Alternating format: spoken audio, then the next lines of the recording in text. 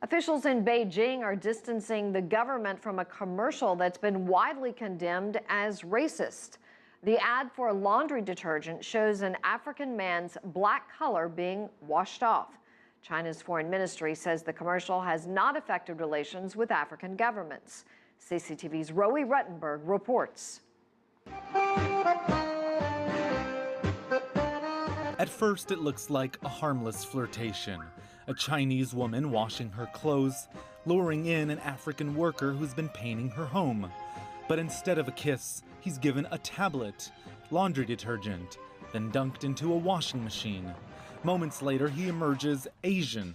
The suggestion, his color has been washed clean. On Monday, Chinese officials tried to distance the government from the controversy and from the potential fallout. We have maintained incredibly friendly relations with all peoples of different nationalities and different races in this world, as well as all of their countries. We share mutual respect and equal treatment with them. As far as I know, this is an isolated, uncompromising act by a commercial company. She says no government has yet lodged a complaint and hailed China's, quote, brotherly relations with African countries. In a statement issued over the weekend, Shanghai Leixing Cosmetics expressed, quote, regret that the ad caused controversy, adding, we will not shun responsibility for controversial content.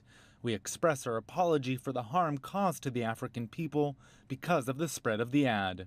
But some foreigners living in Beijing think it's not enough. They should apologise much more strongly than that, I think. And I think that it's classic of the attitude to race in China today, that no one saw that as a problem before and they're still not really giving out a full-on apology. I think that's pretty typical. I think it might be because that we don't have much history of black people fighting against discrimination here in China. And that's why many people here are lack of the awareness of how sensitive this topic is. But of course, it doesn't mean that Chinese people are against the idea that everyone is equal and should be respected. Because China uses Chinese media platforms like Youku, which are rarely visited by foreigners, the ad went virtually unknown for months. It wasn't until it was uploaded to YouTube and other platforms, where millions saw it in recent days, that the controversy exploded.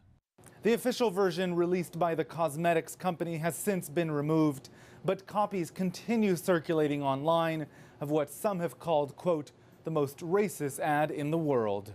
Rowie Ruttenberg, CCTV in Washington. Well, this ad has generated a lot of reaction worldwide, including in China. CCTV's World Insight featured a panel to discuss the ad.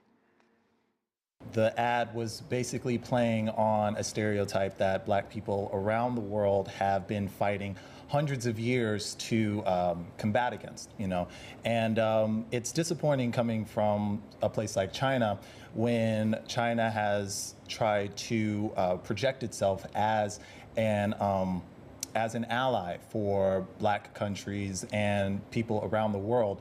And to see something like this, like I said, it's very disappointing. Victor, what do you make of it? I mean, why would a company put on an advertisement now in the 21st century using racism in a way stupidly in the advertisement? It is very hard to imagine someone would do that today, particularly in China.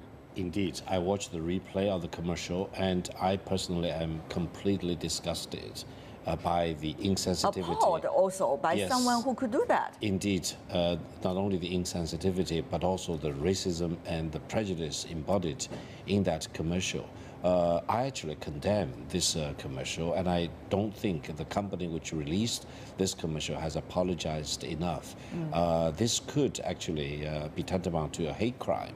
So I think the regulators and the investigators should really get into the bottom of this and also make sure that such heinous mistake will not be repeated in China. I detect, again, there are various cultural and racial stereotypes that have a reason. And this actually goes against also the effort by the Chinese government and also the leaders to reach out. For example, The Chinese leadership in the 1950s were very supportive of the civil rights movement in the United States. It also was very, very in the vanguard in supporting, in allying with African countries. Right. So in that sense, actually, the leadership has been saying the right things, has been doing the right things. But at the same time, Chinese society is very diverse, and people are not very shy about various stereotypes.